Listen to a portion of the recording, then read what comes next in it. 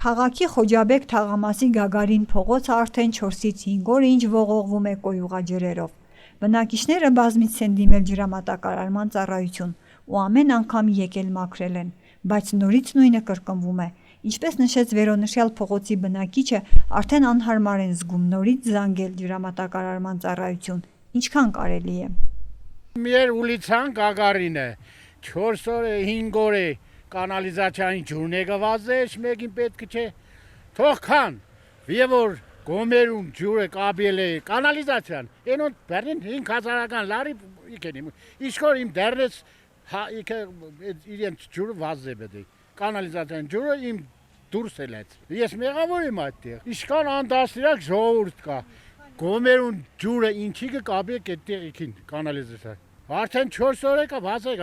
մարդիկ եմ որ 100 անգամ եկան, այնոնք է զազվան, հիմի մարդ կա,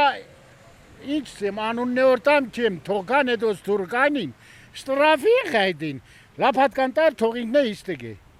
եբ որ դուս եկ է, զարգել է, դուս բերնենք ջուրը վազեգ է, աղդոտ։